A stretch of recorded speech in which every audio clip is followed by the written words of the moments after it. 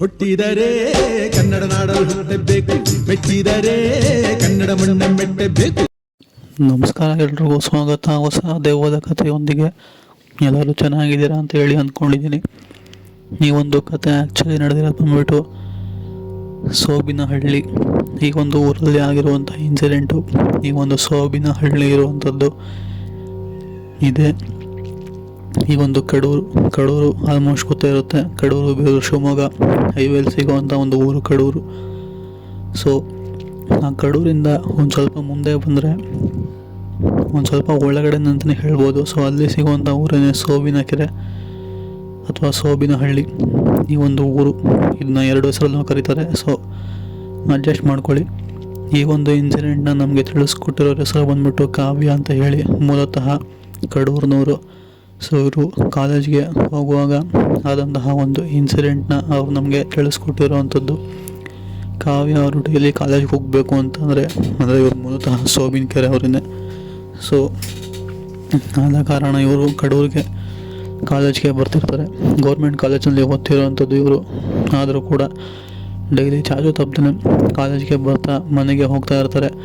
ಹಿಂದೆ ಎಂದೂ ಕೂಡ ಅವರೊಟ್ಟಿಗೆ ಈ ಥರ ಒಂದು ಘಟನೆ ನಡೆದಿರಲಿಲ್ಲ. ಬಟ್ರೆ ಇವಾಗ ಅಂದರೆ ಅವತ್ತು ಒಂದಿನ ಕಾವ್ಯ ಅವರು ಮನೆನ ಬಿಟ್ಟು ಕಾಲೇಜ್ಗೆ ಹೋಗಿ ನಂತರ ಕಾಲೇಜಲ್ಲಿ ಅವತ್ತಿನ ದಿನ ಸ್ಪೆಷಲ್ ಕ್ಲಾಸ್ ಇದ್ದಂತಹ ಕಾರಣ ಅವರು ಮನೆಗೆ ಬರಬೇಕಾದ್ರೆ ಸಮಯ ಸುಮಾರು 7 ಕಾಲಾಗೋಗಿರುತ್ತೆ. ಆ ಟೈಮಲ್ಲಿ ಲೋಕಲ್ ಬಸ್ ಕೂಡ ಸಿಗೋದಿಲ್ಲ.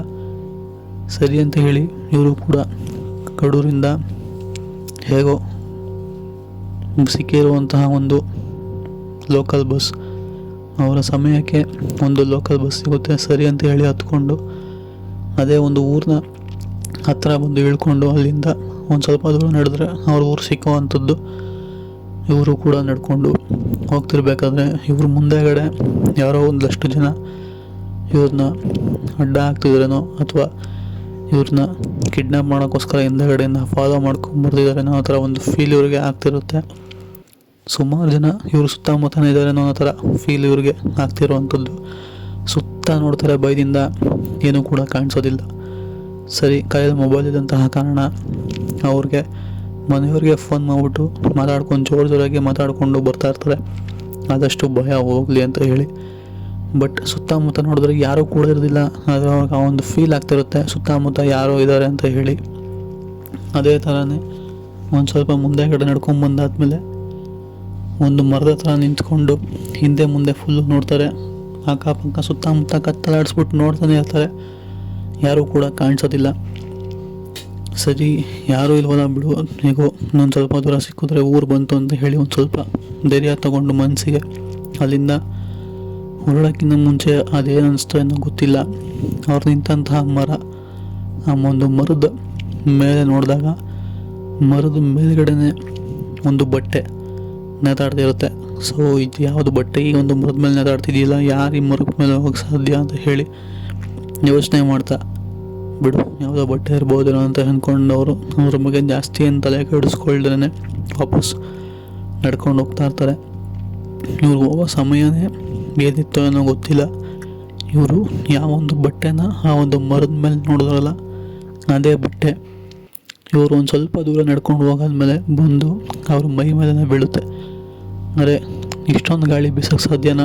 ಈ ಒಂದು ಬಟ್ಟೆ ಆ ಒಂದು ಮರದ ಮೇಲೆ ಇತ್ತು, ಇವಾಗ ನೋಡಿದ್ರೆ ಬಂದು ನನ್ನ ಮೇಲೆ ಬಿದ್ದಿದೆಯಲ್ಲ ಅಂತ ಹೇಳಿ ಅಂದ್ಕೊಂಡು ಆ ಒಂದು ಬಟ್ಟೆನ ಅಲ್ಲೇ ಎಸೆದ್ಬಿಟ್ಟು ಇನ್ನೂ ವೇಗವಾಗಿ ನಡೆಯೋದಕ್ಕೆ ಶುರು ಮಾಡ್ತಾರೆ. ಹಾಗೆ ವೇಗವಾಗಿ ನಡ್ಕೊಂಡು ಹೋಗಿ ಮನೇನ ತಲುಪ್ತಾರೆ. ಅಂತೂ ಇಂತೂ ಮನೆ ತಲುಪೋದನ್ನ ಬಿಡು ಅಂತ ಅಂದ್ಕೊಂಡು ಉಸಿರು ಬಿಟ್ಟು ನಂತರ ಕೈ ತೊಳ್ಕೊಂಡು ಊಟ ಗೀಟ ಎಲ್ಲ ಮಾಡಿ ಮಲ್ಕೊತಾರೆ. ಮಲ್ಕೊಂಡಾದ್ಮೇಲೆ ಅವ್ರಿಗೆ ಒಳಗೊಳಗೆ ಒಂಥರ ಅನ್ಕಂಫರ್ಟಬಲ್ ಫೀಲ್ ಆಗ್ತಿರ್ತಾರೆ.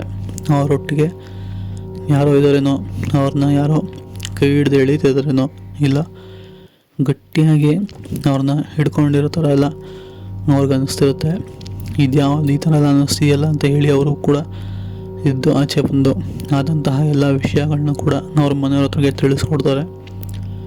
ಅದಾದಮೇಲೆ ಮನೆಯವರೆಲ್ಲರೂ ಕೂಡ ಜೊತೆಯಲ್ಲೇ ಬಂದು ಆ ಒಂದು ಬಟ್ಟೆ ಇವರು ಆ ಒಂದು ಮೈ ಮೇಲೆ ಬಿತ್ತಿರೋ ಬಟ್ಟೆ ಆ ಒಂದು ಬಟ್ಟೆ ನೋಡಿಬಿಟ್ಟು ನಂತರ ಇದರಿಂದನೇ ಇವೆಲ್ಲ ಆಗ್ತಿರ್ಬೋದೇನೋ ಅಂತ ಅಂದ್ಕೊಂಡು ಅವರು ಕೂಡ ಮುಂದೆ ಹೋಗಿ ಮನೆಗೆ ತಲುಪಿ ನೀವೊಂದು ಕಾವ್ಯ ಅನ್ನೋರನ್ನ ಕೂರಿಸ್ಬಿಟ್ಟು ತಲೆ ಮೇಲೆ ನೀರು ಹಾಕಿ ನಂತರ ಅವ್ರನ್ನ ಇಡೀ ರಾತ್ರಿ ಮಲಗೋದಕ್ಕೆ ಅಂದರೆ ಒಬ್ಬಂಟಿ ಆಗಿರೋದಕ್ಕೆ ಬಿಡೋದಿಲ್ಲ. ನಂತರ ಬೆಳಗ್ಗೆ ಎದ್ಮೇಲೆ ಒಂದು ಪೂಜೆ ಮಾಡೋರನ್ನ ಕರ್ಕೊಂಬಂದು ಆ ಒಂದು ಬಟ್ಟೆ ಬಿದ್ದ ಮೇಲೆ ಇವ್ರ ಜೊತೆ ಈ ಥರ ಎಲ್ಲ ಆಗ್ತಿದೆ ಅಂತ ಹೇಳಿ ತಿಳಿಸ್ಕೊಡ್ತಾರೆ.